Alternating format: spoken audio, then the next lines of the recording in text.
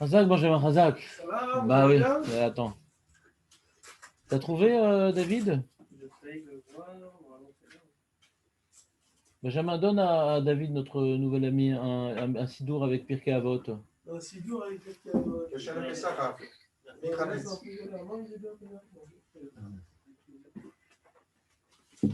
Ah, on va reprendre. Jamais tu peux faire un petit café? Bien sûr, avec plaisir. Sans sucre, Sans avec lait, sans Samuel, sucre. Samuel.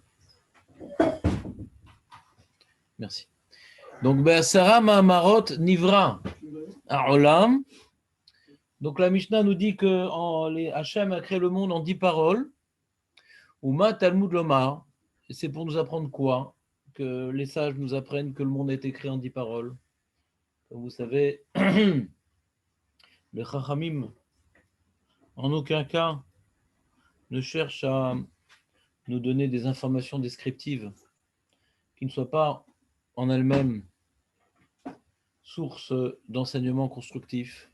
Donc la Mishnah demande sur ce qu'elle vient de dire, qu'est-ce que je veux t'apprendre en te disant Be'asara ma'amarot nivra ha'olam u'ma talmud lomar ve'alo be'ma'amar echad yachol leibarot. En termes de potentiel, l'omnipotence divine fait en sorte que Hachem il peut construire le monde selon sa bonne volonté. S'il avait voulu le faire en une parole, cela aurait été autant facile pour lui. Il n'y a aucune limite matérielle à sa volonté toute puissante. Donc pourquoi Bémet Hachem a-t-il voulu construire le monde en 10 paroles et non pas en une? Vous savez de quelle parole il s'agit? De quelle parole il s'agit? C'est quoi le monde a été créé en 10 paroles? De quelle parole il s'agit? Asara Mahamarine. Voilà, c'est quoi? C'est les paroles de la création, c'est peut-être les 10. Moi j'aurais dit, mais tu vas me prendre pour un fou, j'aurais dit qu'en fait il y avait les 10 louchot. Non, c'est très simple. Non, c'est très simple. Tu vois ça? Benjamin, c'est quoi Sarah Mamarot? Moi, j'ai réfléchi, mais non. Il n'y a pas de réflexion dans ça. David, tu as une idée? Ben, quand on prend Parashat Bereshit, par exemple, Ah voilà, ouais, c'est ça. je sais pas, tu vas dire un mot qu'il n'y a pas le mot Vayomer dedans. Tu as une idée, Benjamin? Vayomer Yeyor, Vayomer. Voilà, Vayomer, tous les Vayomer. Si, voilà, là, j'ai fait, par exemple, j'espère qu'il y a le partage d'écran, là, les amis? Alors, on va faire une petite recherche, par exemple, Vayomer, tu vois.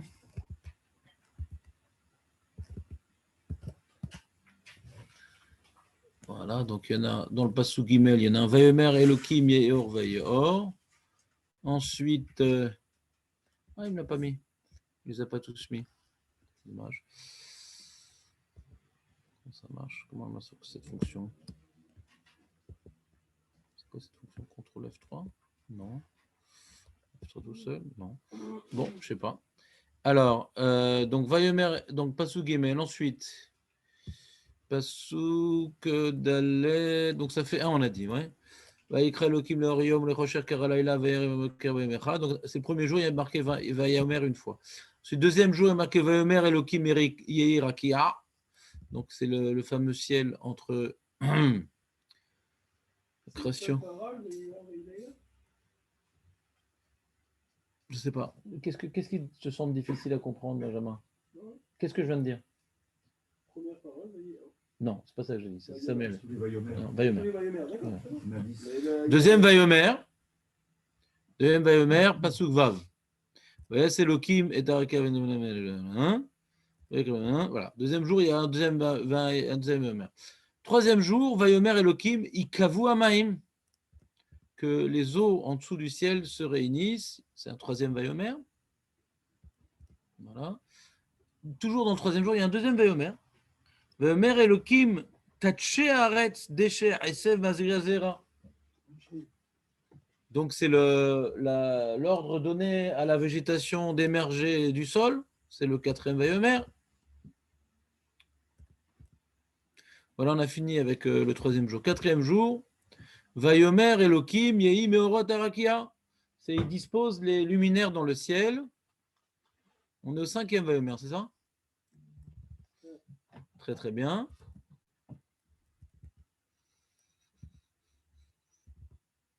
Voilà. Voilà, maintenant le 5e jour, il y a un 6e Vayomer. Vayomer Elohim Ishratsu Amaim. Sheretz Nefesh Chaya Ve'ov. Donc maintenant, c'est les poissons. On a 6 Vayomer.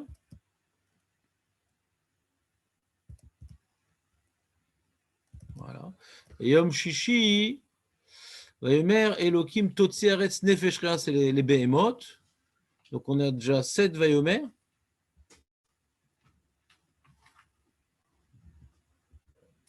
Voilà.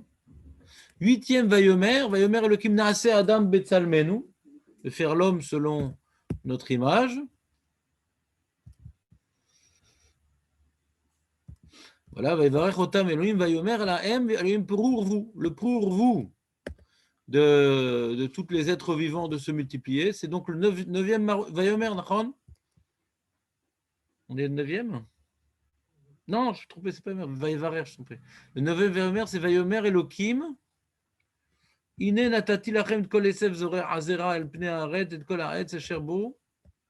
C'est, il a dit aux animaux et à l'homme que voici donc les herbes à manger. Donc il y a 9 vayomer. On pourrait poser la même question. Non, s'il te plaît, Samuel. Écoute. N'interviens pas, s'il te plaît. Donc on voit dans la Torah, donc dans la première paracha, il y a 9 fois vayomer. Et les Chaim nous disent que par 10 paroles, le monde a été créé. Alors, c'est étonnant. Alors, il y a 9 fois Vayomer et pas 10 fois Vayomer. Vous avez une idée de réponse? Oui. Bereshit, c'est en soi-même. Chazak, Samuel. Ah bon? Oui. Dans le bon? Bah, qu'est-ce que je te dis? Au pif, ça marche. Hein? Donc, Bereshit, la Gemara nous dit que Bereshit est en soi une parole. Et elle rapporte sur ça un pasouk dans Teilim, Lamed Gimel, Bidvar. Hachem, Naasu Shamaim, il y a un Télim comme ça? Non, ne cherche pas David, ça prend trop de temps. Non. Télim Lamed Gimel, où c'est écrit? Attends, Télim Lamed Gimel, il est marqué. Voilà. Bidvar Hachem Shamaim Naasu. Bidvar Hachem Shamaim Naasu. Et donc la Gemara elle dit que donc Shamaim Vaaretz, qui ont été donc l'élément originel du premier jour, marqué Bidvar Hashem, bien qu'il n'y ait pas marqué de Dibour dans le premier jour. David Ameler, dans son Ruach HaKodesh, nous transmet, nous dévoile que Shamaim Vaaretz, bien que dans le premier jour, il n'y a pas marqué donc Vayomer au sud de Shamaim Vaaretz, mais on apprend ici que Bereshit, la notion de Bereshit est aussi une parole créative. Hein? C'est pareil. Et créatrice, David, si tu veux. Donc Bereshit, il y a un Bereshit et 9 Vayomer. Et sur ça, Chachamim nous enseigne donc notre Mishnah dans Pirkei Avot, la première du 5e chapitre. Be'asara Ma'amarot.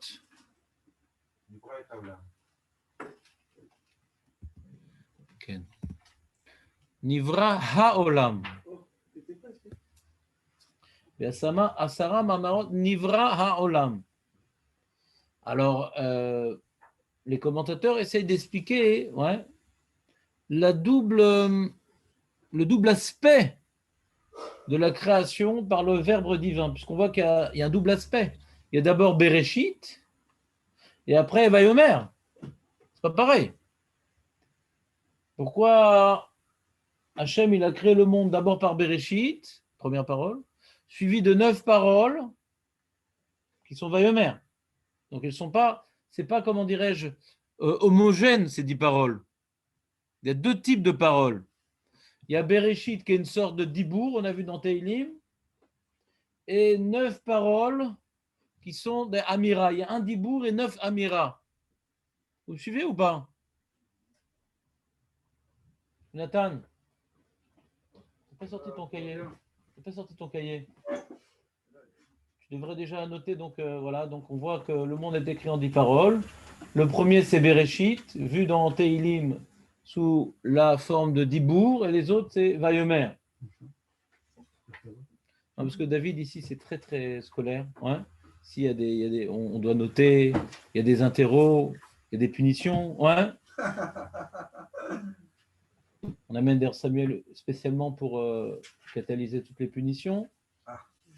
Enfin, tu donnes une fonction qui me sied. J'ai attendu 10 ans pour ça. C'est bon, t'as noté quelque chose ou pas, Benjamin, ou t'es en train d'atterrir là, gentiment? Non, parce que si on n'a pas la base de la réflexion, alors les commentateurs qui vont essayer de d'élucider cette problématique ne seront pas tellement intéressants parce qu'au milieu, on va dire de quoi on parle au fait? Phénomène fréquent. Non, c'est pas grave. Regarde, Jonathan, donne une petite feuille à Benjamin. C'est pas grave, toi aussi, tu es très beau. Regarde. Voilà, écris. Juste, tu fais semblant comme ça. Non, je fais pas semblant. Moi, ça me... On reprend les bonnes habitudes. Alors, le Maharal, bien entendu, c'est toujours le pirouge qu'on essaie d'élucider sur Pirkei Avot. Le Maharal.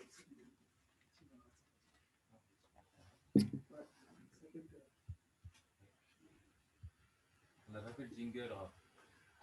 Vas-y, fais-le. Bah, t'es arrivé en retard, c'est pour ça qu'on l'a pas fait. Merci. Mais tu sais que Ouaya Omer, c'est essentiellement dans le premier Pérec, et là on est dans le 5e Pérec. Donc pour le 5e Pérec, il faut que tu fasses un nouveau jingle. Il va réfléchir. Il dira Be'asara Mahamara, parce qu'on va voir donc, les premières Mishnot du 5e Pérec, il n'y a pas de marloquette. Il y a même pas, on ne vient pas nommer qui les a dit. Tout Pirkei Avot, c'est l'enseignement des pères. Et à chaque fois on dit voilà, c'est Rabbi Akiva, c'est Rabbi Meir, c'est Hillel, c'est Shammai. Là, c'est des enseignements blicholek. Blicholek, c'est des, on va dire, des yesodé à Torah. Des yesodé à Torah, des fondements de la Torah. On ne sait pas qui les a écrits. C'est pas besoin de savoir. Qui les a écrits, David?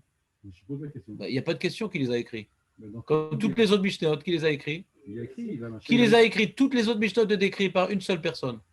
Ah, la Mishnah. Bah oui, qui a écrit la Mishnah, c'est Rabbi Rabbi Danassi. La question, c'est pas savoir qui l'a écrit. Non, qui l'a commencé. C'est qu'il n'y a pas de marloquette, donc il n'y a pas besoin de dire un nom. C'est tout le monde. C'est des yesodot, ce que je viens d'expliquer. Des yesodot.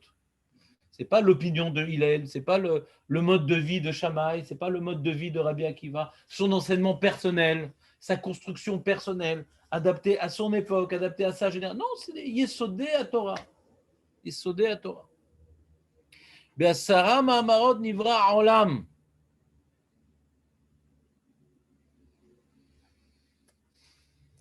Alors le Maharal, déjà, il y a de nombreuses reprises dans ses textes, il vient expliquer la différence entre le terme dibour et le terme amira.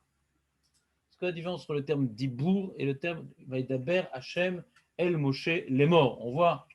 On voit à de nombreuses reprises écrit dans la Torah Vaidaber Hashem El Moshe Lemor. C'est quoi cette redondance de termes qui semble être Chazve Shalom superflu? Alors, explique le Maharal que le dibour, c'est l'énergie. Je vais maintenant projeter une énergie pour créer un son. D'accord? Et d'abord, je vais parler. Quand je parle, je vais projeter une énergie. Ouais, vous savez que le son, c'est une énergie. Et la Amira, c'est la combinaison des sons que je vais utiliser et qui vont former des sonorités et des mots et donc des idées. Le dibour, c'est la volonté de s'exprimer, ouais, c'est quelque part le matériau brut, et la amira, c'est ce qui est véhiculé par le dibour. C'est l'idée, ouais, apportée par le dibour. C'est un peu abstrait comme idée. Non, c'est le résultat, en fait, la Amira, c'est le résultat. Il y a une complémentarité entre les deux. C'est comme si tu me dis, tu as un bout de bois, ouais, avec le bois, je fais une sculpture. Le matériau de base, c'est le bois. La sculpture, c'est la forme que je donne au bois. Il y a une énergie, ouais, qui s'appelle la parole, le dibour. Le dibour, c'est une énergie. D'accord ? La forme que je vais donner à cette énergie-là, c'est la mira.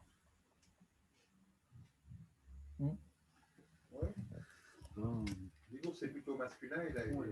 Donc quand on dit Vaidaber Hashem, El Moshe, il est mort. C'est-à-dire qu'Hachem, il s'est tourné vers Moshe, ouais, pour maintenant, comment dirais-je, déverser une volonté divine qui va s'exprimer par ces mots-là. Il y a une énergie divine qui va prendre forme, c'est le Dibour, va être d'Aber Hachem, qui va maintenant être matérialisé par des mots qui s'appellent la Hamira, les morts. Alors, qu'est-ce que ça nous change en quoi maintenant? Ça, le Maral, il explique dans de nombreux contextes, pas uniquement ici. Il utilise de nombreux contextes la notion du Dibour. Vous savez, vous avez l'habitude d'entendre cette explication des Chachamim que le Dibour, c'est caché, la Hamira, c'est plus, le Dibour, c'est le Din, la Hamira, c'est plus Rachamim, etc. Ouais. Alors, là aussi, il explique le Maral, le Dibour, c'est une énergie, c'est une puissance, il y a une puissance dans le Dibour. La Hamira, on vient maintenant affiner ce Dibour. Arrondir les angles. Pas arrondir. L'affiner pour le rendre intelligible. Le Dibour, ça se rapproche plus à ce que Hachem, il vient maintenant créer. Et la Hamira, c'est plus l'adaptation de ce qu'il a créé pour être audible à l'autre. Ouais. Il y a l'énergie première et l'adaptation à la créature pour qu'elle puisse percevoir l'énergie. Ça, c'est la Hamira. Je peux ajouter quelque chose? C'est pour ça que non, vraiment pas. Mais un contrat de 10 ans comme ça. Donc c'est pour ça que quand maintenant on parle de Dibour, c'est caché, c'est que ça émane de moi. Je ne te prends pas en considération. Je te dis de faire cela. Je ne cherche pas une communication, je ne cherche pas à ce que tu viennes maintenant accepter mes propos, échanger avec moi. Le Dibour, quand on dit que le Dibour il est caché, c'est que maintenant j'exprime une volonté sans te demander d'y participer, d'y répondre, comme un ordre. Un ordre, c'est l'émanation de ma volonté, sans prendre en considération ta bonne volonté de l'accomplir. Une amira, quand je te parle, en français, je te dis, je te parle. Quand je te dis, c'est directif. Je te parle, il y a un échange. Dans le dibour, c'est ce qui sort d'Hachem. L'amira, c'est pour que l'homme puisse percevoir la volonté divine. Donc, il y a l'énergie et la forme qu'il a donnée pour être adapté à la réalité de ce monde. Alors, en quoi cela nous aide à comprendre les propos de nos sages, que nous dit ici le Maharal? Il dit c'est la même chose par rapport aux 10 paroles divines. La première, c'est un dibour, les 9 autres, c'est une amira. C'est que mettre le premier jour de la création, Hachem, il a tout d'abord fait émerger ce monde par une énergie puissante, condensée, qui venait en elle contenir tout ce qui allait être le suite de la création. C'est-à-dire la première étape de la création d'Hachem, c'est alors le Ramban, il rapporte le Ramban à la Torah, ce qui s'appelle le Yuli, c'est une énergie première dans laquelle tout était contenu, dit le Ramban. Et il dit le Ramban, c'était pas plus grand qu'un grain de moutarde. Tout était condensé, toute la création était condensée. Il y avait les éléments célestes, Shamaim, les éléments terrestres, Haaretz, tout était condensé en un point. Et à partir de cette énergie, Hachem est venu puiser de cette énergie pour lui donner une forme. Donc on voit la notion de Bria et la notion de Yetzira. La Bria, c'est ce qu'on appelle la création ex nihilo, à partir de rien. C'est l'énergie première qui n'émane que de la volonté divine. Il n'y avait rien avant cela, en termes de matérialité. Et la Yetzira, c'est la forme tsura que Hachem va donner à cette énergie. Donc il va la lumière et l'obscurité et la terre et le ciel et l'eau et les poissons et les oiseaux et les végétaux et les bêtes et l'homme. Donc il va donner une tsura à cette énergie. D'accord? Donc ça ressemble à la complémentarité entre le dibour et la amira. Il y a d'abord un dibour qui est une énergie qui provient d'Hachem. Et comme elle provient d'Hachem, Hachem étant Ehad, il est unique, il est indivisible. Cette énergie également, elle est indivisible. C'est une énergie où tout est contenu. Tout est contenu dans cette énergie première. Et voilà. Et lui, il est venu, Hachem, puiser dans cette énergie première pour réaliser toutes les multiples formes qui vont constituer les réalités célestes et terrestres. C'est pas en accord avec la théorie qui veut que Samuel, c'est pas un forum ici, c'est un cours. L'amira, c'est une contraction du dibour. Alors, l'amira, c'est une contraction du dibour. Alors, je ne sais pas comprendre, ça veut dire quoi. J'aurais dit exactement l'inverse. Pas du tout. On dit exactement l'inverse. L'expansion plutôt. Euh, Le dibour, c'est l'énergie, c'est la puissance, c'est la. donc l'énergie, tout est contracté justement dans l'énergie. C'est l'idée. Non, donc Après, c'est- on essaie de véhiculer l'idée. Ouais, mais tu as dit contracté. La mira, elle n'est pas contractée justement, elle est développée. C'est exactement l'inverse. Le dibour, tout est condensé dans une énergie, et la mira, on donne une forme à cette énergie et on la développe. C'est exactement l'inverse, je pense. Non, tu vois pas la nuance? Mira, c'est Or Maïm Rakia, en fait. Samuel, je te demande vraiment de faire un effort de ne pas interrompre à chaque instant. Ok. Merci. Non, parce que tu peux. Non, non, c'est bon. Tu comprends la différence, Jonathan? Non, tu vois pas? Dans le sens où vous l'avez expliqué au départ, alors Qu'est-ce que j'ai expliqué au départ?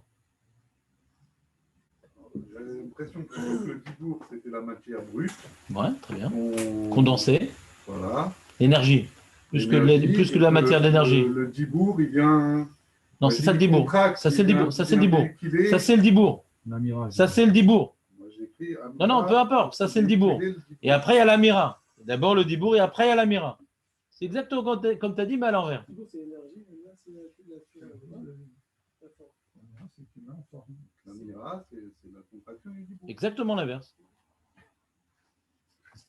Quand c'est contracté, c'est serré, c'est petit. Le dibour, c'est le concentré. La mira, c'est l'inverse. Il y a une unité dans le dibour.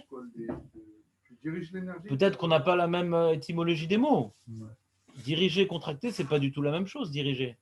Donner une forme à quelque chose, c'est pas forcément contraire. Au contraire, quand je donne une forme, quand j'ai de la peinture et je l'étale, elle est plus contractée. Au début, tu as de la peinture, après je l'étale et je donne des formes, elle est plus contractée justement. Elle est étendue, ouais, elle est répartie, elle n'est pas contractée.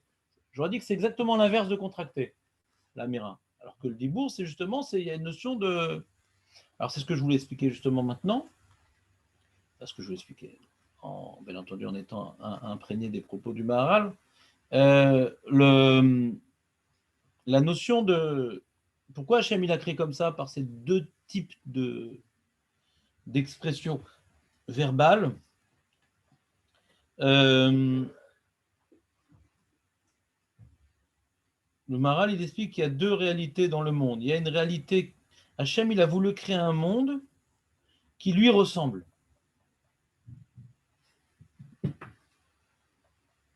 Il ne peut pas complètement lui ressembler parce que Hachem est immatériel, donc le monde, par définition, ne peut pas être un reflet de la réalité divine.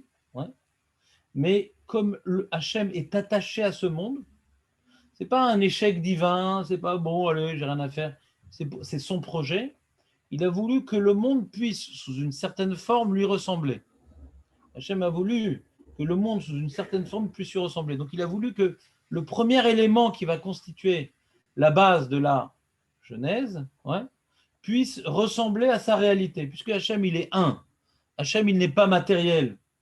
Hachem, il est l'harmonie, il est le shalom, il inclut toutes les réalités, ouais, de manière indivisible. Le premier élément à partir duquel il va créer le reste, quelque part, est le reflet de la réalité divine, qui est une énergie, qui est quelque chose d'indivisible, qui est une unité. C'est-à-dire que dans le monde, il y a, avant que le monde ait été réparti en facettes qui sont tellement multiples qu'elles semblent même s'opposer. Le feu semble s'opposer à l'eau, le froid au chaud, ouais. Les gens les uns avec les autres. Il y a dans le règne animal les prédateurs, les proies, on a l'impression qu'il n'y a pas d'harmonie dans le monde. C'est un combat, le monde. Le monde, il est divisé. C'est pour ça que les goïms, ouais, ils sont vite arrivés à une idée de polythéisme, de différentes forces. Le dieu de la guerre, le dieu de l'amour, le dieu de la fertilité.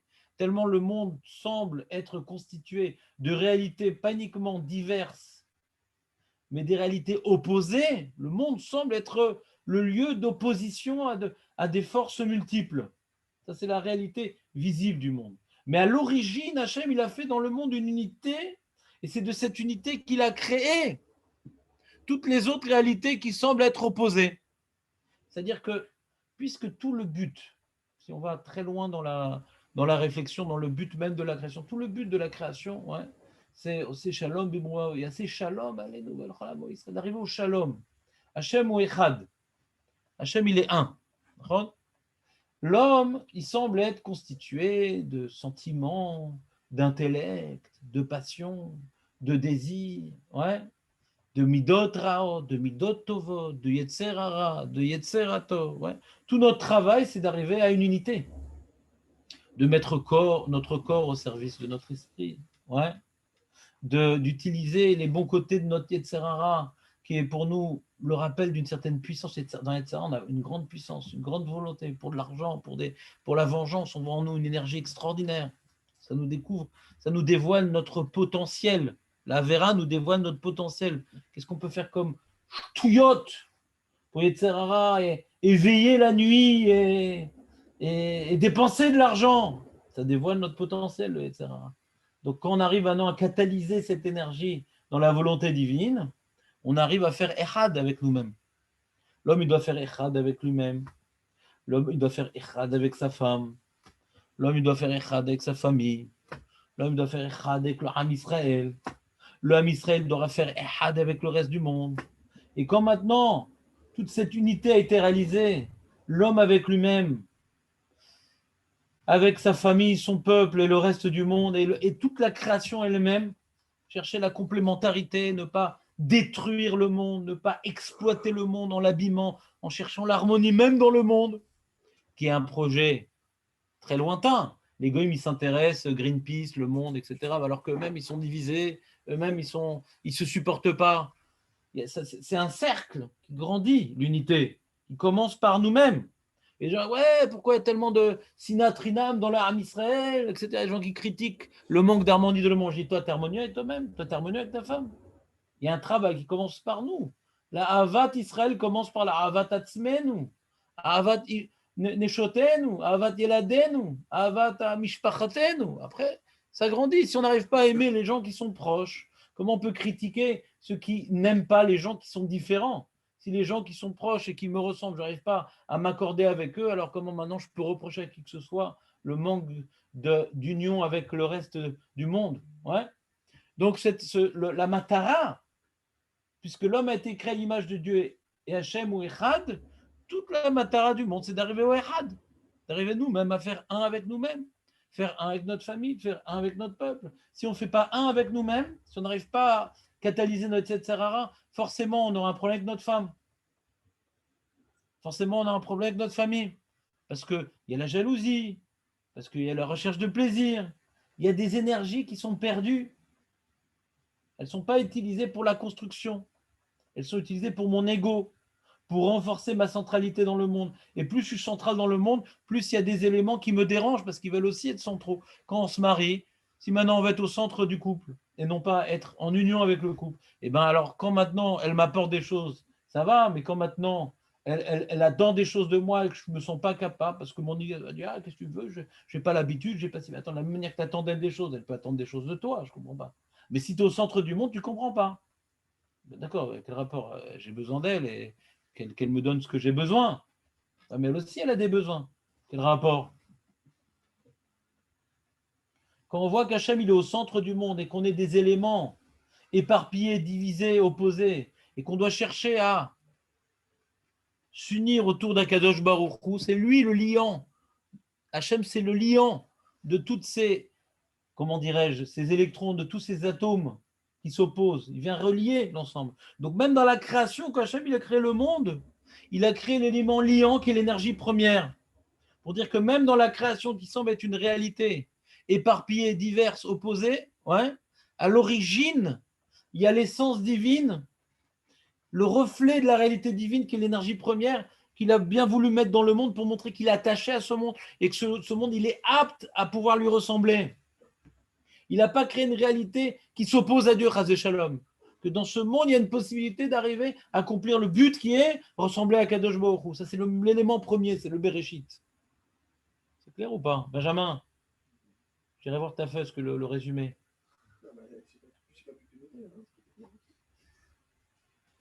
C'est enregistré, c'est enregistré. C'est enregistré? C'est un très très bon cru là, ce que tu nous dis là. Ah, c'est à Dibrot, ça qui s'est passé du coup. C'est à Dibrot, d'accord. Dibour, il a été. On parle de Asara Mamarot pour l'instant, ouais. Mais bon, Hachem, c'est très rapide. C'est-à-dire que la Dira, Il est déjà dans Shavuot, il est... par rapport On enregistre pour parce La que Dira était très trop bien. fort par rapport au Dibour. Hmm? Non, bah, c'est un Mahamrot au départ, après, ça a été trop. Peut-être ce que veut dire Benjamin, ouais.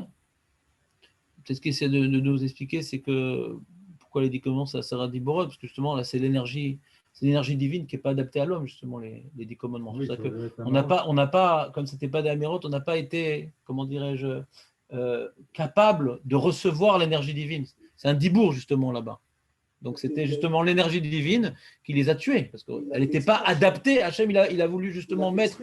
Il a voulu, bah, tout, il fait exprès. Il a voulu mettre dans le monde, ouais, comment dirais-je, son énergie pour remodeler le monde. Il vient remodeler le monde, puisque maintenant, le monde, il va être géré par la Torah. Donc, c'est une nouvelle énergie.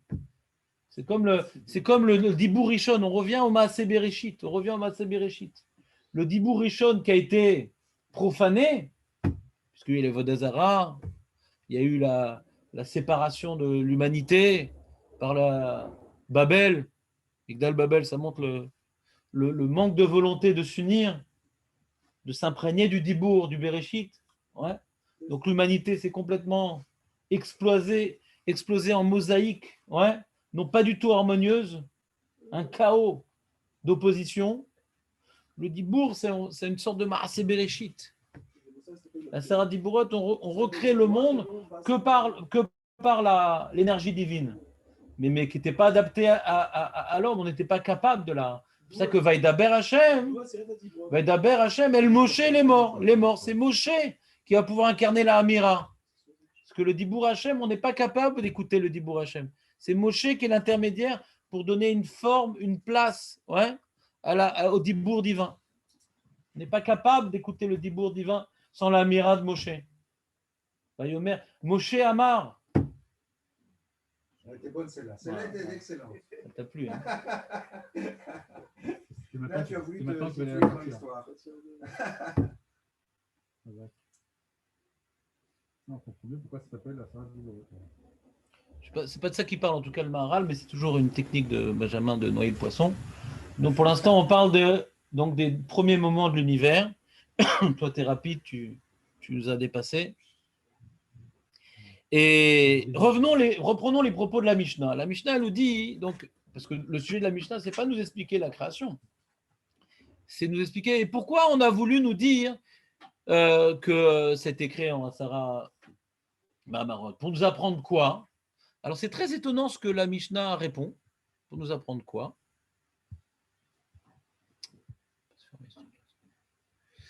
Pour nous apprendre quoi? Reprenons les mots de la Mishnah, excusez-moi. Sarah Mamarot Nivra Olam, Uma Talmud Lomar, Valo Bemamar Echad, Yachol et Barot. En une parole, Hachem, il aurait pu créer, s'il avait voulu. Alors, qu'est-ce qu'on a expliqué précédemment? On a dit que la raison pour laquelle Hachem, il a créé le monde de cette manière-là, c'est pour montrer qu'il est attaché au monde. Ouais, il a fait d'abord un monde qui lui ressemble. Le Maharal, il rajoute, et pourquoi 10 paroles? Le chiffre 10, ouais, c'est une notion de shlemut, le chiffre 10. Ouais, il y a une shlemut. C'est la notion, ouais, de différentes réalités annulées à un projet. Ce qu'on appelle la Gdusha. Quand une réalité est annulée au projet divin, ça s'appelle la Gdusha. Quand tu es Mekadesh quelque chose, c'est que tu annules quelque chose au projet divin. Quand maintenant tu prends 2 personnes, ouais, bon, c'est une chavruta, 3 personnes, c'est un petit groupe, ouais, mais chaque individu, il existe encore, il a sa place. Arrivé à 10 personnes, on avait expliqué à nombreuses reprises ici, qu'arrivé à 10 personnes, l'individu, il n'existe plus vraiment. Tu vois, quand on est 3, 4, 5, on est des copains. 10, il y a une annulation de l'individu pour créer un groupe qui dépasse l'individu. Ça, c'est la notion de minyan. Le minyan, c'est une aida, c'est le début, ouais, de la communauté. 10, c'est un début de communauté. Et ce qu'il y a de fort dans une communauté, c'est qu'elle s'associe pour une idée qui la dépasse. Donc, end d'avoir chez Begdusha, ouais, pachot miasara. Quelque chose, quand on veut maintenant proclamer quelque chose qui dépasse la réalité humaine, il faut maintenant pouvoir se reconstituer dans un groupuscule dans lequel l'individu, ouais, est effacé à quelque chose qui le dépasse. Quand on est 10, l'individu s'efface au groupe. Donc là, le groupe peut formuler des paroles qui le dépassent, qui sont à la hauteur du divin. En dvarim shebe gdusha pachot me'asara. D'accord?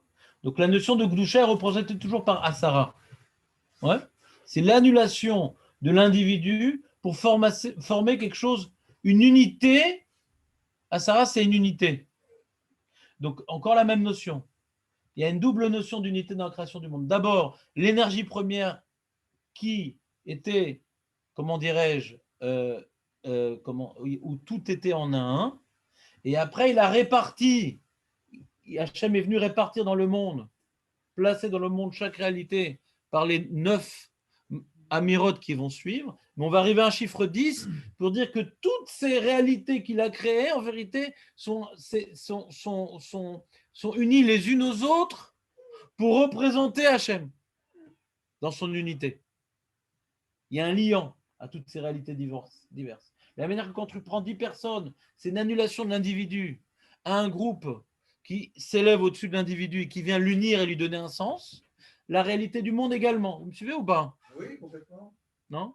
David, c'est bon ou pas? Délicieux. Donc, quand Hachem, il a créé le monde, pourquoi la Mishnah demande pourquoi Hachem il a créé le monde comme ça? Le Maharal, il dit pour montrer que le monde est important aux yeux d'Hachem. C'est son projet qui le ressemble. Il a créé un monde qui est apte de pouvoir incarner ses valeurs, qui est apte à pouvoir s'élever vers lui. La Shrina peut reposer sur terre.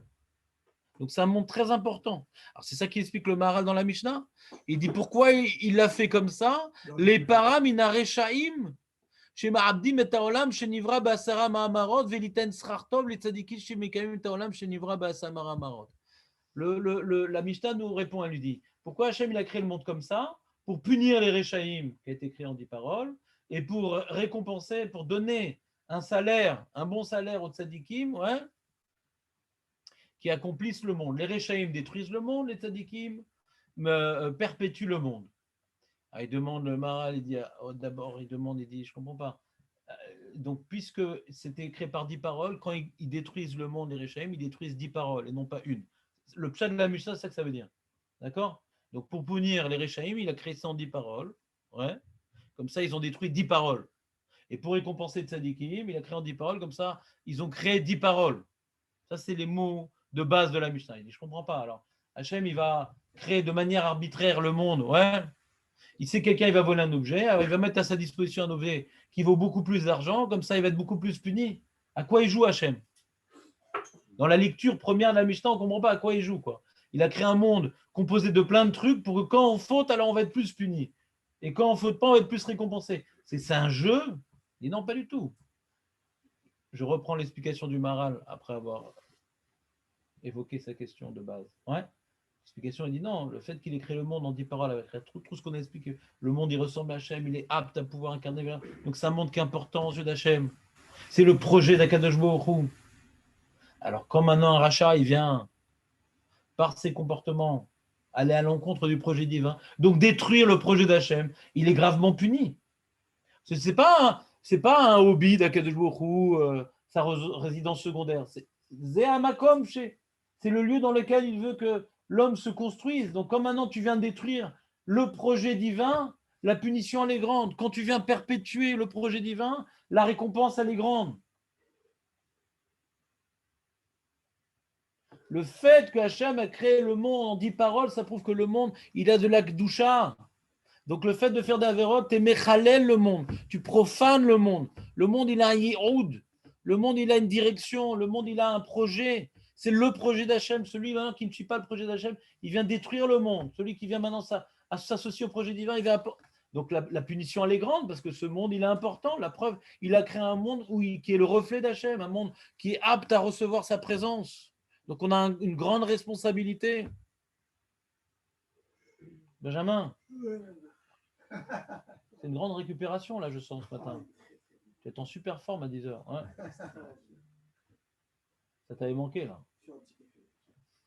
Ça n'a rien à café, ça arrive dans quelques Fais un café en mettant 10 cuillerées. C'est la Gdoucha, la café. C'est le Nescafé d'Hachem en 10 cuillères. Le premier, tu mets du sucre. Pas mieux un C'est Nesquik, un agglomérant, le sucre. Ouais. pas mieux un Nesquik. David, je t'ai lâché ou pas? Ou je t'ai Non, lynché? c'est bien. Non, c'est très clair, c'est très. Ça veut dire quoi, les paras? Alors, on va traduire la Mishnah dans les mots. Alors, on a dit les paras, ouais, c'est quand un hyporéa est trop vaut. Un hyporéa est trop vite. C'est remboursé. Ouais. C'est une expression que les Chachamim utilisent quand on parlait de punition. Ouais, les paras, quelque part, un rachat, il a une dette. Un rachat, hein, c'est quoi? Il ne vient pas maintenant assumer ses devoirs. Quand on parle maintenant de mitzvot, on parle de chova. C'est un devoir. Ce n'est pas facultatif, la Torah. C'est un devoir qui nous incombe, qu'on le veuille ou non. On est avec des dettes. On est avec des dettes. On a toujours des dettes. Pourquoi? Hachem nous donne la vie, Hachem nous donne la santé. On a des dettes. Il y a mal à sauter. Quelqu'un qui te rend service, tu as des dettes envers lui. Donc on est tout le temps endetté envers Hachem. Donc comme maintenant quelqu'un ne vient pas payer ses dettes, Hachem il lui fait payer ses dettes par la punition. Leipara mina reshaim. L'ifra est à rov. Ouais. Comme maintenant tu récupères l'argent que quelqu'un te doit, ouais. Il est poréa et trovo. Je crois qu'il y a une mara dans Vodazara qui dit que Dieu, il ne fait pas exprès de punir.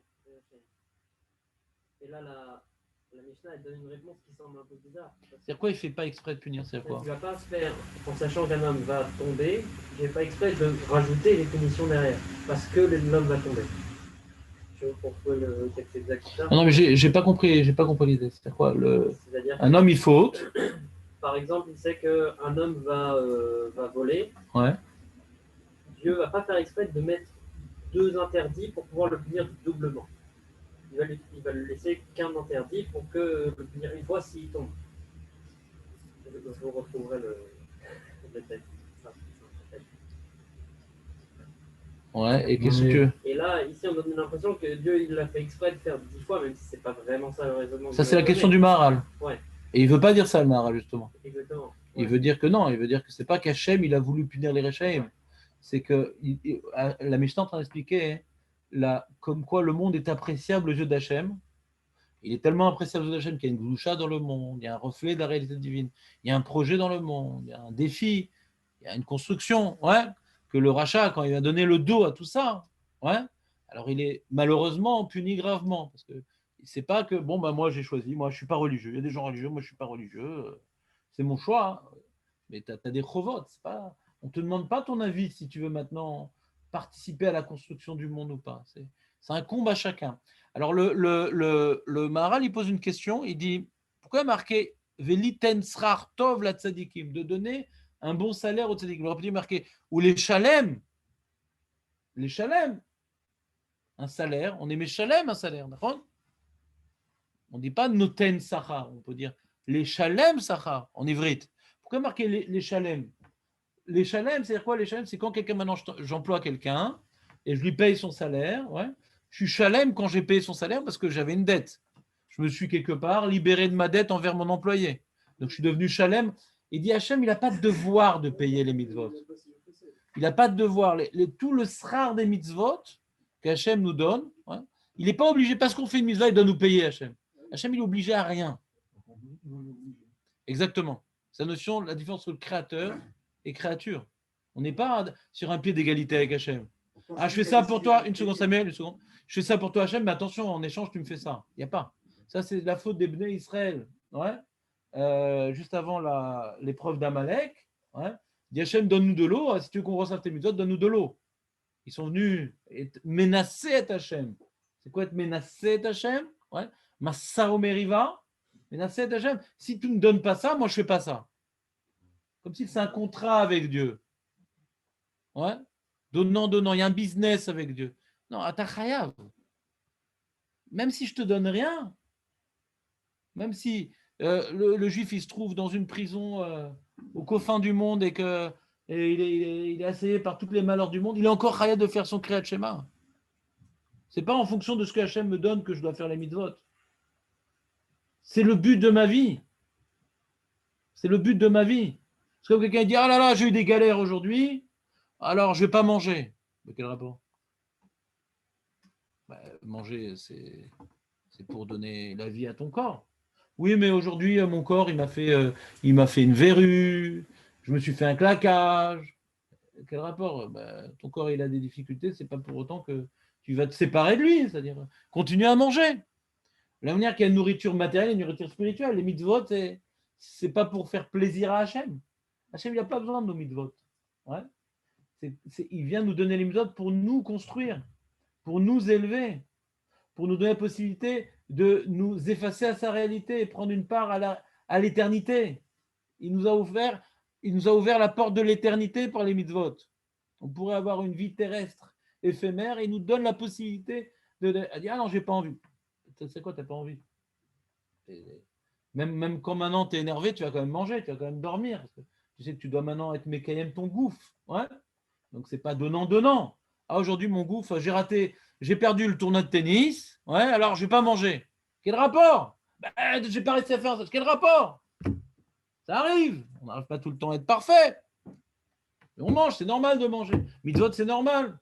Mon corps a faim, j'ai des devoirs à mon corps, on est d'accord que quand le corps exprime ses besoins, on y répond. Parce qu'on comprend que c'est des devoirs. On a un devoir d'hygiène, de donner des vitamines, de respirer. On a un devoir. Ah non, j'ai envie de rester 3 heures dans la piscine parce que mon corps, il n'a pas été à la hauteur. Mais il a besoin de respirer, ton corps, ma cachère. Tu as un devoir de nourrir ton corps, tu as un devoir de donner de l'oxygène à ton corps, tu as un devoir de donner de l'hygiène à ton corps, tu as un devoir. On a des chovotes envers notre corps. Envers notre réalité spirituelle également. Alors, donc ici, il dit, c'est ce qu'on avait appris à Yom Kippour. Il y a marqué, tu te rappelles, dans les 13 midot de Rachamim, tu te rappelles, David, ou pas? Il y a marqué Hachem, Hachem. C'est quoi les deux Hachem? Pourquoi il y a marqué 2 fois Hachem? Vous comprenez? Hachem, il ne change pas. Ça, c'est clair, mais on ne parle pas de ça. Dans la faute. Non, c'est pas de ça qu'on parle. On parle de ces interventions, on ne parle pas de la réalité divine. Jamais on parle de la réalité divine. C'est sûr qu'Hachem ne change pas. C'est pas la question là. Pourquoi il y a 2 fois Hachem dans le Vayavo? C'est que Hachem, il donne la vie avant la faute, et Hachem, il donne la vie après la faute. Alors, demande le Maharal, c'est quoi il donne la vie avant la faute? C'est un tzaddik gamour. Pourquoi pas? C'est ça qui dit le Maharal. Il dit non, que Hachem donne la vie, c'est pas que Hachem, il est obligé. Ah, c'est un tzaddik, il n'a pas fauté, je vais donner. Même ça, c'est une midat harachamim. Hachem donne la vie barachamim parce qu'il est obligé de rien, c'est le créateur. Il ne nous doit rien. Ah, j'ai bien prié, j'ai fait une bonne mitzvah, je devrais avoir ça. Hachem, il veut srar mitzvah alma leka. Il n'y a pas de salaire de mitzvah, donc tu es en train de te construire le monde de l'au-delà. Maintenant, dans ce monde-ci, ce que tu vas recevoir, si maintenant Hachem considère par rapport à ce que tu es, ça va t'aider à compléter les mitzvot, tous les srar des mitzvot qu'on voit dans Parashat Bechokotai et Kitavo, si tu fais ça, tu auras la pluie, tu auras ci, etc. Il n'y a pas marqué que tu vas gagner au loto, ouais. Il n'y a pas marqué que tu auras un harem, il n'y a pas comme chez les Arabes, eux, ils veulent des trucs mirambolants, la baraka. Ouais. Non. Quand maintenant tu fais une mitzvah, qu'est-ce que tu as? Tu ne crèveras pas de faim, tu n'auras pas de guerre et tu ne seras pas malade, c'est tout. C'est-à-dire qu'Hachem va te donner le potentiel d'accomplir les mitzvot. Le salaire des mitzvot dans ce monde-ci, ouais, de ce monde-ci, c'est mitzvah, goreret mitzvah. Quand maintenant j'accomplis une mitzvah, je dévoile ma volonté d'accomplir une mitzvah, Hachem va m'aider pour me faciliter l'accomplissement. Alors des fois, pour quelqu'un, faciliter l'accomplissement de mitzvot, plus il aura de l'argent, plus il aura de réussite, plus ça va lui donner des mitzvot. Donc ça ne va pas forcément être la parnassa et la santé, parce que lui, quand il est en bonne santé et qu'il a parnassa, il oublie Dieu. Il se prend pour Jupiter, il croit qu'il est sorti de la touche de Jupiter et qu'il se débrouille tout seul. Donc des fois, Hachem, dans sa miséricorde, va envoyer des épreuves à quelqu'un parce que c'est ça qui le motive par les mitzvot, parce que ça racole, qu'il ait vécu 60 ans, 70 ans, 80 ans, même 120 ans, devant l'éternité. Qu'est-ce que ça vaut toutes ces années-là? Pas grand-chose. Donc la miséricorde divine, c'est de nous mettre dans un contexte qui va nous aider à accomplir les mitzvot. C'est ça la miséricorde divine. C'est pas de nous donner la parnassa et la brioute. Si on arrive à construire une hashkafa solide, que de telle sorte que même si on est en bonne santé, même si on est riche et même si on a la réussite, au contraire, ça ne va pas nous éloigner d'Hachem, ça va nous rapprocher de lui. Il n'y a pas de raison qu'Hachem ne nous le donne pas. Hachem, il a besoin de gens riches et en bonne santé qui accomplissent ces mitzvot pour faire un kiddush Hachem. Comme des gens comme Jérémy Bérébi, ouais, chez Bari Al-Mavesrim, il donne toutes ses forces, 60 ans pour la Torah. Donc il n'y a pas de problème qu'ils le reçoivent. C'est la meilleure bracha qui peut s'octroyer. de réagir avec anava et dynamiquement dans l'obtention de tous les bonheurs de ce monde. C'est l'exemple de Rabbi Odanassi, qui était un homme d'une grande richesse, ouais, et c'était un prince. Et quand il est mort, ses bras se sont levés, et il y a une bat-kol, une voix céleste qui s'est levée, qui dit qu'il n'a pas profité de ce monde d'un iota, c'est-à-dire qu'il avait tout ça pour le Kiddush Hashem. On voit un homme qui vit dans le luxe, un homme qui vit dans l'opulence, et qui a consacré toute sa vie au Ham Israël, toute sa vie à la Torah, toute sa vie à la Gdusha, à la Kedusha. Il était dans la Kedusha alors qu'il était entouré de matérialité. Donc, c'est pas parce que je fais une mitzvah, j'ai fait une mitzvah, donc je vais gagner au loto et je vais guérir, etc. Ça, la mitzvah est susceptible d'amener la guérison, parce que des fois la maladie, elle est liée à la Avera. Ouais. Beaucoup de maladies sont liées à la Avera. En général, quand il nous arrive des soucis, c'est lié à la Avera. Il faut être un tzaddik pour que. Il y a des tzaddikim que même s'ils n'ont pas fait d'Avera, ils peuvent avoir des épreuves pour les élever, comme Avram Avinu. C'est pas pour le punir d'une Avera. Non. Pour l'élever encore plus d'Hachem, pour sentir encore plus son annulation à Dieu. Mais nous, quand nous ne sommes pas comparables à Avram Avinu, quand il nous arrive des soucis, c'est souvent par rapport à une Avera. Donc la tchouva est la meilleure façon de liquider le problème. Et la faillite, la maladie ou d'autres choses, là, les nous. Oui? Entre guillemets, le salaire de Mida, c'est plutôt Hachem donne un potentiel pour accéder à une autre mitzvah. Ouais, sera mitzvah, goreret, mitzvah. Il y a une première Mishnah dans la Pirkei Avot qui dit mitzvah, goret, dans Pirkei Avot, mitzvah, goret, mitzvah. Et une autre Mishnah qui dit mitzvah, al-ama, dans ce monde-ci, il n'y a pas de salaire des mitzvot. Alors, c'est quoi la réponse? C'est qu'il n'y a pas de salaire, c'est-à-dire Hachem ne peut pas, tellement c'est important, la construction spirituelle qui émane d'une mitzvah, que les plaisirs de ce monde ne sont pas suffisants pour pouvoir, comment dirais-je, être une rétribution de la construction spirituelle énorme qu'est une mitzvah. Le monde, il n'est pas suffisamment puissant pour rétribuer un tel acte. Mais qu'est-ce que ça nous apporte de faire une mitzvah? Ça peut annuler un décret qui est lié à un éloignement d'Hachem. Ça peut nous mettre dans un contexte de facilité de vie qui va nous faciliter à accomplir une mitzvah. Ça, c'est l'explication de Parashat Acharemot et Kitavo, que quand on fait les mitzvot, qu'est-ce qu'on a? C'est pas qu'on va on va cartonner. Non, pas du tout. Stop. Il y a la pluie, il n'y a pas de guerre, et les enfants ils meurent pas. Là, une vie pour avoir les moyens de faire des mitzvot, c'est tout. On ne parle pas de richesse. On parle que le travail n'est pas un casse-tête. Ouais. On n'a pas de guerre avec nos voisins. On peut se consacrer aux mitzvot. Mais comme maintenant, cette opulence, cette oisiveté entraînée l'éloignement d'Hachem, alors c'est pas forcément une bracha dans ce cas-là. Si le fait, à chaque fois en Israël qu'il y a des guerres, ça crée une ardoute. Si maintenant on arrivait à faire cette ardoute sans les guerres, il n'y aurait pas besoin de guerre. On n'a toujours pas formé un gouvernement. On va préférer s'associer avec des Arabes plutôt qu'avec des Juifs. Ouais, je ne sais pas si ça se faire, mais l'idée, elle est marquante. C'est-à-dire, c'est vrai qu'on est tellement habitué aux données politiques, on n'est même plus choqué par ça. Ouais. On devrait être choqué en vérité, si on prend un peu de recul. On devrait être choqué par ça. C'est-à-dire, les Arabes peuvent avoir des qualités, mais ce n'est pas des Juifs. C'est-à-dire, on devrait pouvoir s'arranger entre nous. C'est choquant d'éjecter les religieux. La dernière Mishnah du Pérec. Je ne sais pas, là, je suis dans la première Mishnah du dernier Pérec. Et Sahara, Agra. Et ça a l'air d'être. Je ne sais pas comment ça. Et qui t'a dit, ça cale très bien. Juste, tu as mis un postulat. Tu as parlé du salaire de Bolamazé, alors qu'on parle du salaire de la Maba. Après que tu as mis un postulat, on ne comprend plus la Mishnah. On a dit le salaire, la Mishnah, j'avais dit que on ne parle pas du salaire Bolamazé. On ne parle pas de ça. Le salaire, il n'est jamais Bolamazé. J'arrive pas à raccrocher, peut-être les autres ont compris. Moi, pas. On a parlé que Akadosh Baruch Hu, il a créé le monde en 10 paroles. Ouais. La question, c'est pourquoi pas par une parole?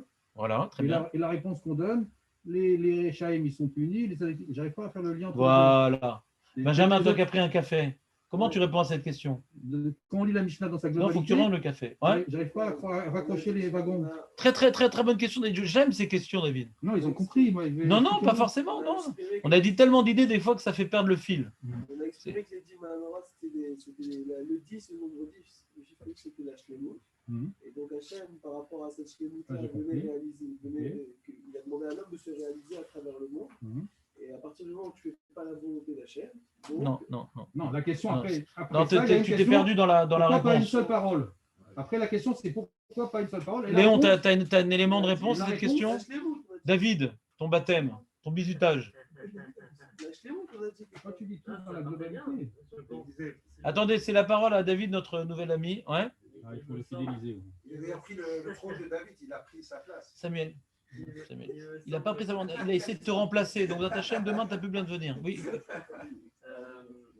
Que justement, que ce monde est le reflet de ce que Dieu est, et il veut que dans ce monde, on fasse ce qu'il fait, c'est-à-dire développer et créer.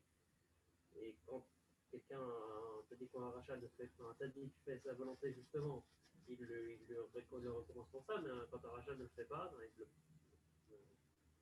punit pour ça. Ça, j'ai compris, mais la question, c'est. Je vais reprendre. Il a dit, mais il a donné la réponse. Je vais ajouter quelques termes pour qu'elle soit. Par rapport à la question, une seule parole aurait suffi. Ça, je veux comprendre. C'est ça. C'est que, on va dire comme ça. Le Maharal, en 2 mots, qu'est-ce qu'il dit? En 2 mots.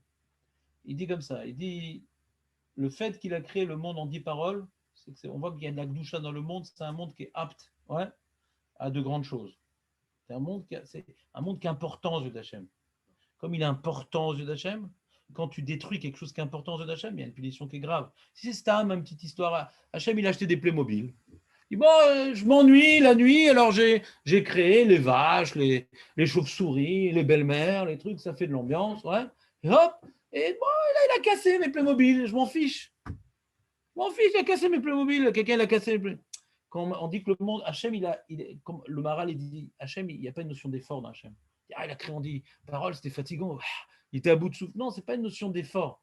Hachem, il est fatigué. En le Hachem amal veyegia. Mais quand Hachem, il s'investit dans quelque chose, c'est pas que c'est dur pour lui, ça montre l'importance de la chose à ses yeux.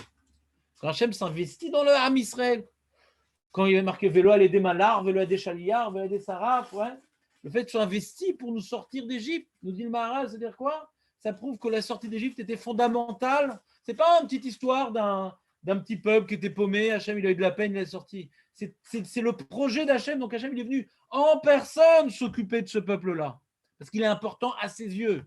Donc, toute chose qui est fondamentale, quand tu viens le détruire, alors imagine bien les répercussions. Quand tu viens y participer, imagine le salaire. Quand on dit, le Maharal a expliqué que le fait qu'Hachem ait créé le monde en 10 paroles prouve que ce monde-là, il lui ressemble. Donc, quand tu abîmes le monde, tu abîmes quelque chose qui ressemble à Dieu. Le monde, il est kadosh. Tu profanes le monde. C'est pour ça, qu'est-ce que ça m'apprend que Hachem l'a créé en 10 paroles pour montrer comme quoi le monde, il est important. Et s'il est important, alors, pour Hachem, donc, quand toute chose qui est importante pour Hachem, tu frappes un Kohen. C'est pas comme frapper un Israël. Frapper un Israël, c'est pas comme frapper un Goy. Même frapper un Goy, c'est assourd. Mais c'est pas pareil aux yeux d'Hachem. C'est pas pareil. Quand tu frappes une vache, c'est pas pareil. Quand tu écrases une mouche, c'est pas pareil. Plus maintenant, ça ressemble à Hachem. Et plus Hachem, il vient le protéger, plus Hachem, il vient s'investir pour lui.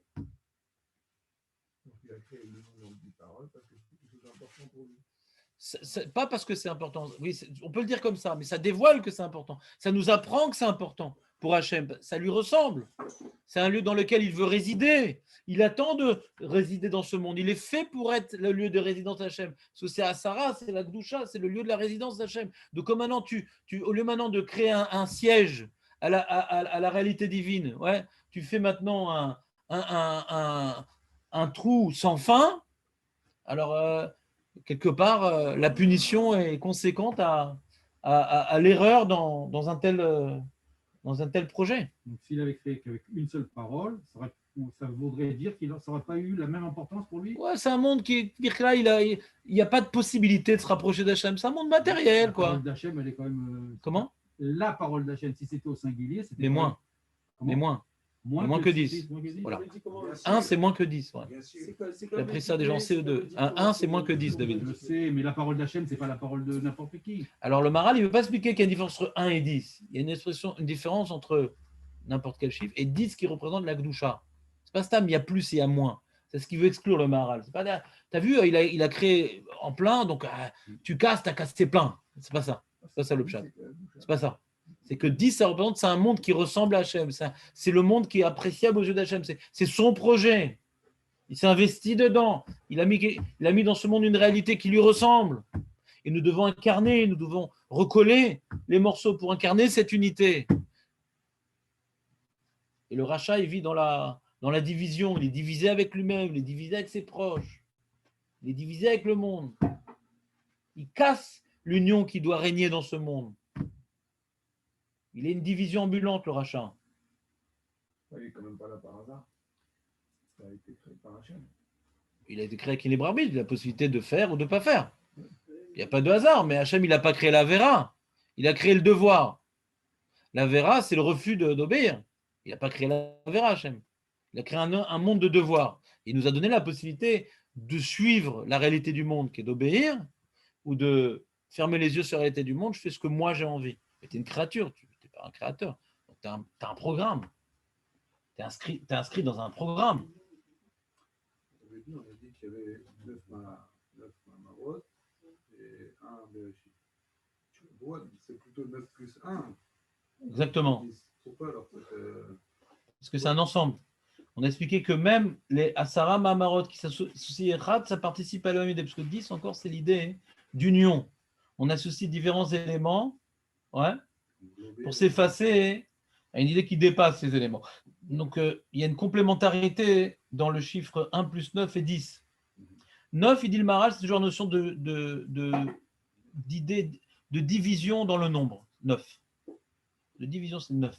10, on arrive à une shlemut. Le 10, c'est les mashlim, l'ensemble. C'est pour ça qu'on voit dans la Rosh Hashanah, on doit faire Asara Psukim. Asara Psukim. Pourquoi c'est une notion de shlemut? On voit les 10 makot, on voit les 10 sphirot. C'est une shlemut, le chiffre 10. Pourquoi une shlemut? Parce qu'Hachem ou Shalem. Hachem ou Shalem. C'est une unité, ça mène à une unité. Dès que l'individu a encore une place, il n'y a pas d'unité possible. L'individu doit se fondre dans quelque chose qui le dépasse pour créer une unité possible. On dit la preuve par 9 aussi. C'est pas un bon truc alors. On dit aussi Addis Abeba. Non, mais 9, c'est un chiffre entier. On dit non. Il y a beaucoup de 9, c'est bête ça. Au niveau de la gamatria, c'est bête ça. C'est bête ça. Non, 9. C'est bête ça. La preuve par 9, c'est pas bon. La 9, c'est bête. Par 10. Non, David, c'était sympathique ta petite page de pub. Je te remercie de revenir au programme officiel. Qu'est-ce qu'on était en train de dire? C'est clair, Benjamin, ou pas? Et ça t'a fait un chizouk dans quoi, cette idée-là, par exemple? On a fait du Maharal, c'est toujours très profond, etc. Mais qu'est-ce qu'on retient pour nous? Qu'est-ce qu'on retient de tout ça? Que ce monde-là est important pour Hachem. Ouais. Il faut prier avec Minyan. Il faut prier avec Minyan. C'est important, c'est la Gdusha. David, j'ai pas dit non, alors s'il te plaît. Vous avez rigolé comme ça. Parce que j'ai du mal à me retenir, mais dire oui, c'est déjà un effort. Un monde de devoirs. Très bien. Ça, c'est une idée très générale que j'ai utilisée pour la Mishnah, mais ce n'est pas le sujet central de la Mishnah. Si ça t'a donné un réseau, c'est bien aussi. Hachem, il s'est donné, il s'est investi pour construire ce monde-là. Et justement, on doit s'investir pour nous former en véritablement. C'est pas ça que j'ai voulu expliquer, non. Je n'ai pas voulu dire que comme il s'investit, il faut s'investir. Parce que j'ai parlé d'investissement à Hachem, il n'y a pas d'investissement pour lui, c'est-à-dire il n'y a pas d'effort. Donc je peux dire, il a fait des efforts, je vais faire des efforts. Il n'y a pas d'effort pour Hachem. Il a montré que ce monde est important. Avec l'amour. Voilà. Maintenant, l'idée qui est pour moi, en tant que transmetteur des enseignements des sages, pour les chachamim, on va dire, qui est le but même de toute la bria, c'est l'unité. On peut faire tout plein de mitzvot, mais si on vit dans un jour oui, un jour non, quand est-ce qu'on voit qu'on progresse? C'est qu'on arrive à une unité d'action. Toujours, on a un combat. Aujourd'hui, j'ai resté à la synagogue. Demain, non. Après, oui. Quand j'arrive maintenant à faire un kinyan, c'est que j'arrive à une certaine unité d'action. C'est quelque chose d'acquis, c'est pas un jour oui, un jour non. Par exemple, la gentillesse. Avec mes clients, oui. Avec mes employés, non. Dès que je suis divisé dans mon comportement, selon les contextes, ça prouve que c'est pas moi. Quelqu'un qui est gentil, qui incarne la gentillesse, donc c'est une mida divine, il est représentant d'une mida divine, pour être représentant d'un comportement divin, c'est pouvoir l'accomplir de manière permanente, une unité d'action. Tout ce qui est divisé ne ressemble pas à Dieu. Donc on progresse. Et certains avérotes qu'on faisait, on fait de moins en moins, qu'on ne la fera plus du tout, donc ça devient quelque chose d'éternel. C'est la notion de Dieu, d'éternel. Si c'est une fois oui, une fois non, tu es encore en mode de travail, mais tu n'es pas encore maintenant un, comment dirais-je, un reflet d'une valeur divine. Pour être un reflet, c'est quelque chose qui est ichoud. Et on voit que dans notre vie, on doit arriver au shalom. Tu vois, on a fait les fêtes de Pessah. Quand il y a les fêtes de Pessah, on doit inviter la famille. Quand on doit inviter la famille, il y en a un qui se vexe, il y en a un qui ne vient pas. Et pourquoi tu ne m'as pas invité? Et pourquoi si? On est sans arrêt dans un combat de division dans la vie. Et avec la femme, elle était fatiguée, tu l'as pas assez aidée, ouais, tu l'as truc, tu l'as vexée, tu l'as pas assez remerciée, les fleurs étaient fanées. On n'offre jamais des fleurs fanées à la femme, ouais, jamais. Même si elles sont moins chères. Et donc, il y a les moments de smachot, la bar mitzvah, le mariage, les trucs, c'est l'occasion de se diviser. Tu ne m'as pas invité, tu ne m'as pas assis à côté de l'un, à côté de l'autre.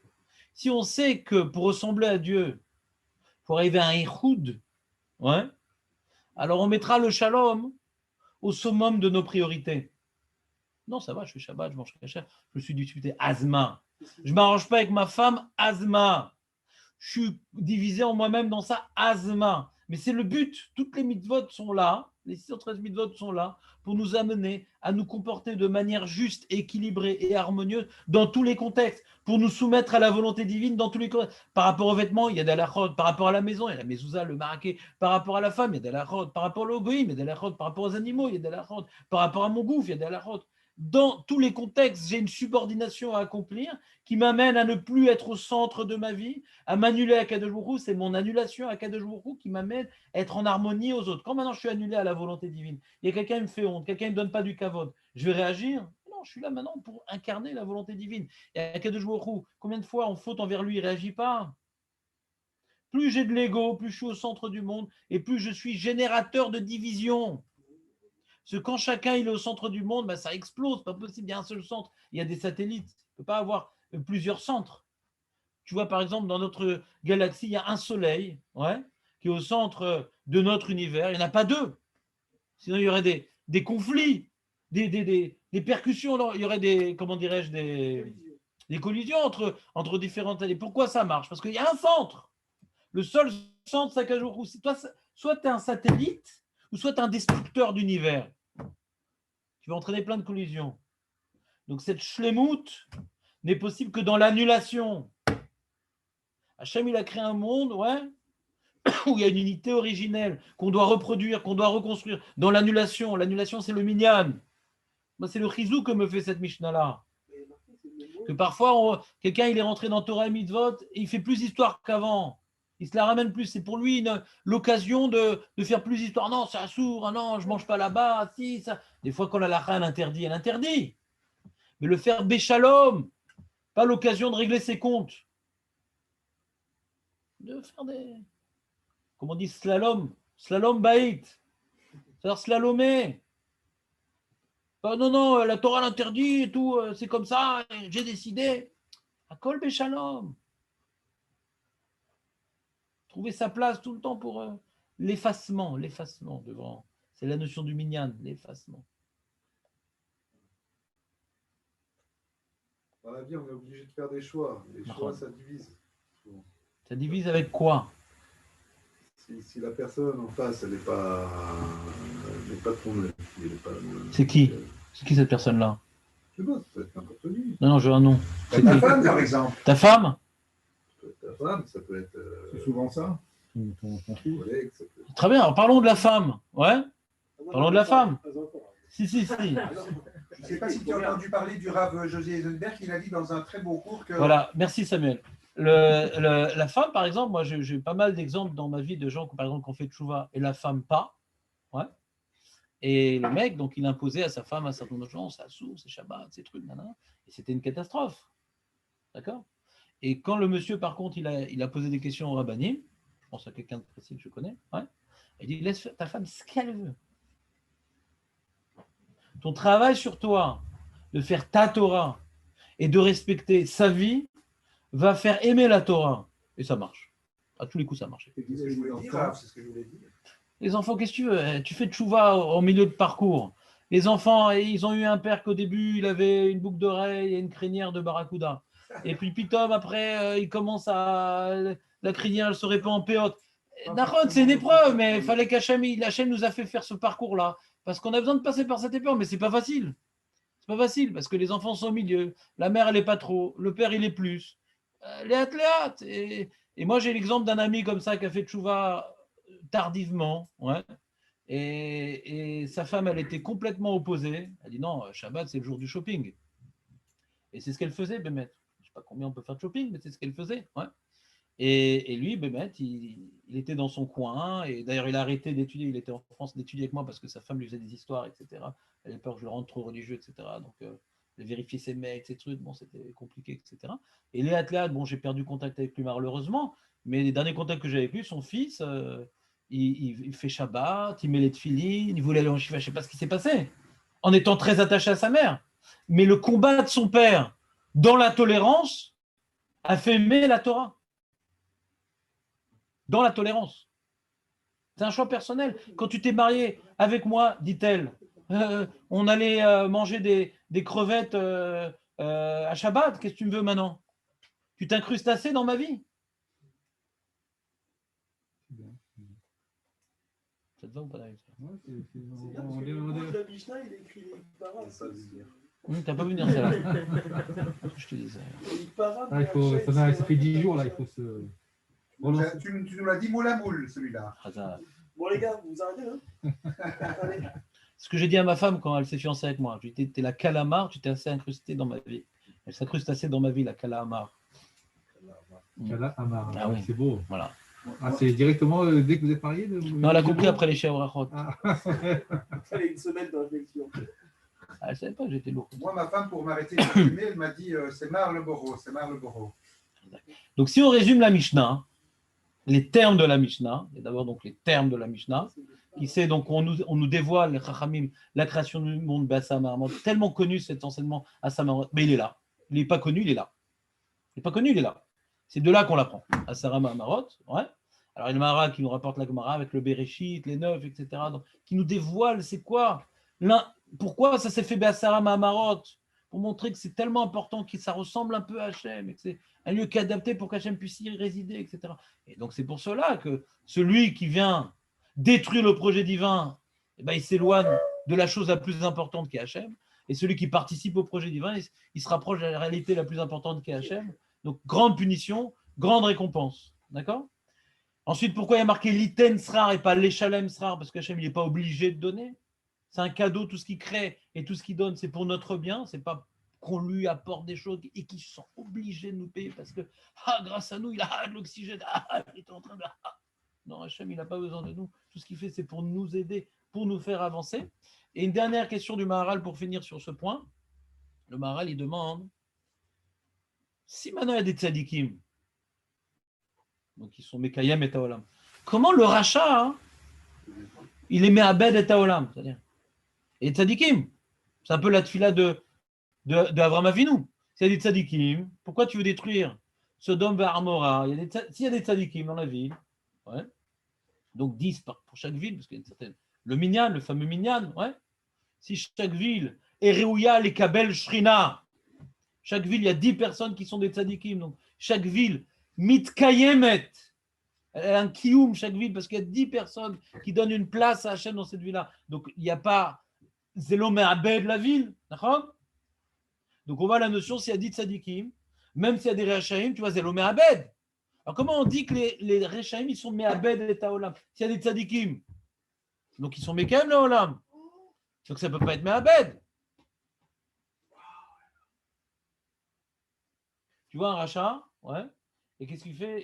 Tu dis, le rachat, tu fais Navera, je te fais une tochacha parce que tu détruis le monde. C'est comme le machal de celui qui fait un trou dans le bateau, il fait couler tout le bateau. Il dit, attends, le rachat dit, d'accord, ta Mishnah, elle me dit que moi je détruis le monde, mais la Mishnah aussi, toi tu construis le monde. Alors comment ça marche? Si toi tu construis, pourquoi moi je détruis? Tu construis pour moi. Je pars dans les Baléares et tu me racontes comment s'est passée ta Chavruta. Tu me rends quitte de la construction du monde. S'il y a des constructeurs, les destructeurs, ils sont pris en charge. Ça va. C'est ceux qui voulaient détruire le Hamistère. C'est ce qu'on dit dans le psaume du mercredi. Al-Matai, Rechaim, Al-Matai, Rechaim, il y a l'ouzou. Et c'est marrant parce que la question, est-ce que quelqu'un peut rajouter encore une autre phrase hors sujet? Parce que là, on est en train de faire une promo de fin d'année. Ouais. C'est la question. Jusqu'à quand J'ai posé une question. C'est écrit dans le psaume. J'ai posé une question. Elle n'est pas claire la question? Le but, c'est pas ça. Le but, c'est que tout le monde soit construit de monde. Voilà. Alors, on va essayer d'expliquer les propos de David, le vrai. Non, mais maintenant que vous êtes là, on peut faire. Non, mais non, David, maintenant qu'il est venu, David, on peut faire un mismor, parce qu'on a un mismor les David. Maintenant, on en a deux. Et donc, l'histoire, elle est comme ça. Le Maharal, ailleurs, dans le Péré Gimel, on l'a fait ensemble. Ouais. Mishnah, je crois. Il y a marqué que Adam Nivra Yechidi. L'homme, il est créé. Quand Hachem il a créé les vaches, il a créé les vaches, pas la vache. Il a créé le règne animal, il a créé des espèces. La seule réalité créée unique, c'est l'homme. Adam Nivra Yechidi, seul. Tellement seul que même la femelle n'était pas encore là, la femelle de l'homme. Encore une fois, c'est l'idée qu'on a dit à l'origine, c'est l'homme, il ressemble à Kadosh Baruch Hu, donc il y a une notion d'unité dans l'homme. C'est pour ça qu'on dit que la femme a été également extraite de l'homme. Il y a une unité originelle dans l'homme. L'homme, il a été créé Betselem Elohim, puisque l'homme a été créé Betselem Elohim le reflet d'Hachem, donc il y a une unité dans l'homme originelle. Aurel, je parle moins fort ou pas? Non. Il y a une unité originelle dans l'homme. Le Shla d'ailleurs, il explique que Adam, Arishon, on connaît Adam, c'est la chaîne Adama, son côté matériel, son côté terrien, terrestre, terrable. Ouais. Mais le Shla, il fait un jeu de mots avec Adama. Edamé les Elion. Je ressemblerai. Adama, c'est une réalité de terre. Mais si tu le conjugues au futur, Edamé les Elion. Je ressemblerai au supérieur à Kadosh Baruch Hu. Il est terre, mais il a la possibilité de ressembler dans le futur Hachem. Et Damé les Elion. Donc, comme il a en lui ce potentiel d'incarner Hachem et Had, donc il a été créé Yehidi. Et d'ailleurs, Rachid nous dit L'Otov et Alam Levado. C'est pas bien que l'homme il soit seul, parce qu'il va se prendre pour Dieu, justement. Le seule réalité Yehidi au monde, c'est Kadosh Baruch Hu. Il y avait l'homme. L'homme a une certaine ressemblance à Kadosh Baruch Hu. Et il dit le Maharal que puisque l'homme a été créé Yehidi, c'est qu'en vérité, un homme seul aurait pu être suffisant au monde. Le projet du monde aurait pu reposer sur un homme seul. C'est ce que dit Rabbi Shimon Bar Yochai, que Bishvilni Nivra Olam. C'est un peu ce que David voulait nous dire. C'est que si chacun dit bon, ça va, il y a des mecs qui m'acquittent, je peux partir. On a dit Baléares, on va dire quoi, les Caraïbes. La fameuse croisière aux Caraïbes. Ah, ouais, ça, c'est pas fait encore. Hein. On l'a pas fait, maintenant, à cause du Corona, on avait tout pris. On avait l'argent, on avait tout. On avait tout. On a fait une belle levée de fonds à Rosh Hashanah, ouais. Et donc, c'est bon, fais ta Torah, fais tes filotes, moi je vais aux Caraïbes. Si l'homme était créé Yehidi, c'est que chaque Yahid, mais Sougal, il est apte à être Mekayel le monde, et chaque Yahid, il est apte à détruire le monde. Donc chacun, quelque part, il a un monde à créer. On a tous un monde à créer. C'est comme dans l'armée, par exemple, tu vois. Il y a l'armée de l'air, l'armée de mer, ouais. Il y a les Golani, il y a les parachutistes, il y a les tankistes, il y a l'administration, c'est très important. Il y a les services secrets de l'armée, il y a le côté informatique, les mazlats, les drones, ouais. Si non, c'est bon, pas besoin de drone. On a besoin d'une complémentarité. Chacun, il a une place à construire. Ce qu'on avait expliqué dans les 12 tribus d'Israël.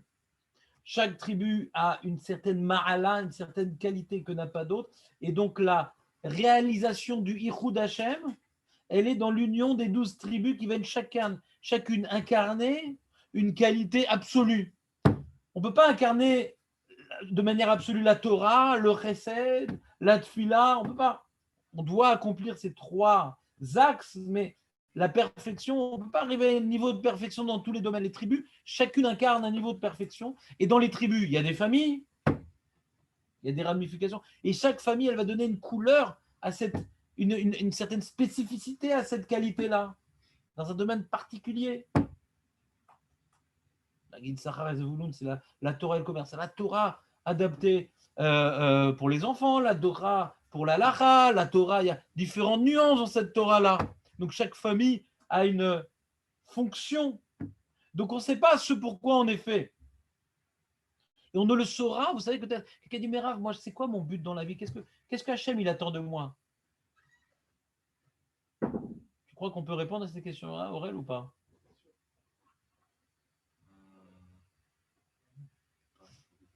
Si on peut répondre à ces questions-là. Tu sais comment on peut répondre à ces questions-là? Quand tu as réussi à t'annuler à Torah et Mitzvot, tu auras donc détruit ton ego, tu pourras savoir ce pourquoi tu es fait. Parce que tu sentiras une inclinaison dans un domaine particulier. Tant que tu n'as pas annulé ton ego à Torah et Mitzvot, ton inclinaison, elle sera liée à ton Yetzerara, à ton origine. Ouais. Tu viens d'une certaine culture, d'une certaine éducation. Donc, moi, j'aime bien ça, j'aime bien ça. Ça ne dévoile pas ton inclinaison de ton âme. Mais ton inclinaison en termes de, bon, ça appartient, voilà, tu es un juif français, tunisien, la Bkeïla, la truc. Moi, je suis plutôt Bkeïla. C'est ça mon but dans la vie. Ouais. Psuki, alors. Psuki. Je peux faire des frites, Raph. Nachon. Parce que ton âme s'effrite. Pour pouvoir découvrir ce pourquoi on est fait, il faut d'abord apprendre à s'annuler. Comme dans l'armée. Dans l'armée, il y a d'abord quelqu'un, il doit passer toutes les étapes. D'abord faire preuve d'obéissance. Ouais. Et après, on va le voir exceller dans un domaine. Mais s'il fait preuve de, comment dirais-je, d'insubordination, même si ça peut être un génie d'informatique, il ne sera jamais intégré dans l'armée. Jamais intégré dans l'armée. Quand on apprend à s'annuler, dans le Limouda Torah, j'étudie même des sujets qui ne m'intéressent pas parce qu'il faut se casser la tête. Je ne vais pas faire que de la Lacha et du Maharal. Il faut aussi se casser la tête. Dans la Tfila, ouais, c'est bon, là, je n'ai pas trouvé un minyan qui me plaît, je prie à la maison. Non, il faut savoir s'annuler à la mitzvah de prier, même que ce n'est pas une communauté sympathique. Il n'y a pas forcément un petit kidouche sympathique après. L'homme est chané, c'est vrai en France. Là, il y a pas, on vient à la Tfila pour prier. Ce n'est pas forcément l'esprit communautaire qu'il y avait en France. Mais on va quand même aller prier. Ma femme, je ne sais plus comme avant. Et je vais essayer maintenant de la rendre heureuse. Pas qu'elle m'apporte du bonheur. De s'annuler dans mon devoir de mari. Cette annulation dans tous les domaines. Chercher non pas ce que j'attends du monde, mais ce que je peux apporter au monde. Petit à petit, je vais développer des antennes très très fines qui vont me montrer, dans ce domaine-là, je vois que j'excelle, dans ce domaine-là, je vois que j'accomplis, dans ce domaine-là, je vois que j'apporte. Mais il faut d'abord faire preuve d'obéissance, de subordination, d'effacement à la volonté divine. Et après là, on trouvera notre destinée spirituelle. Pourquoi on a parlé de ça? Attends, de quoi on était en train de parler? J'ai perdu le fil. Ouais, pourquoi on parle de ça? J'ai parlé... Ah oui, Yechidi, que un rachat, il vient détruire, c'est comme, je vous rapporte toujours cette histoire-là. J'avais vu une fois une pub il y avait le tyran coréen, je sais pas quoi, un truc comme ça, et il y avait chacun ils avaient des panneaux de couleurs différents, et quand ils tournaient le panneau, ça faisait la face du monarque, du président. Et il s'est réveillé en retard et tout, et il n'était pas là ce jour-là, au jour de la grande représentation de la tronche du monarque. Et c'était une des dents. Donc, tu vois, on va sourire avec une dent noire. Ouais. Donc, c'est une boucha pour le Meller. Chacun, il a un panneau à tenir. Chacun a une qualité que personne n'a au monde. Et cette qualité-là, dans l'ambiance de la subordination générale à toutes les mitzvot, bien entendu, sinon ce n'est pas une qualité pour Hachem, c'est une qualité pour moi. Ouais.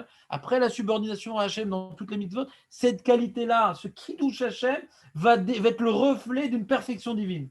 Chacun a un devoir d'incarner une perfection divine sur terre. Un truc que personne d'autre peut faire avec ça, aussi bien. Un Kiddush, chacun il a un Kiddush Hachem à faire.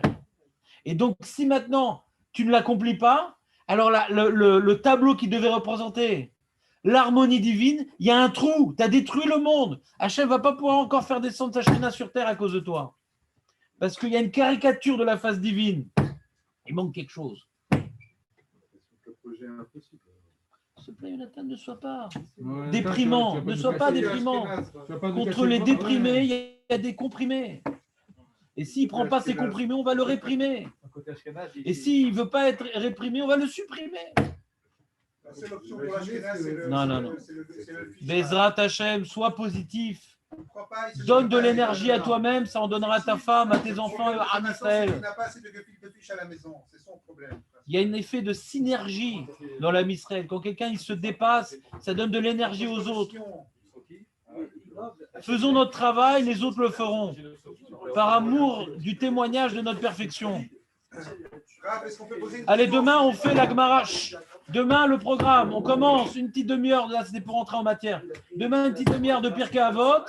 Et après, on fait Benjamin, une petite demi-heure de Pirkei Avot, de 8h30, 9h. Après, de 9h à 10h, Gemara Shabbat. Et demain, qui est-ce qu'il a après 10h Qui c'est qui vient après 10h demain? Moi, j'aurai jusqu'à 2h demain. Il fait des heures supplémentaires. Non. Gemara Shabbat tous les jours, ça veut dire on fera maintenant? Oui, Gemara Shabbat, bien sûr. Jérémy, Super. t'as reconnu Jérémy. C'est bien passé les fêtes? Très bien. La galette excellente. Hein. T'as vu un peu la galette de folie? Elle était bonne la galette ou pas? Fantastique. La cavote.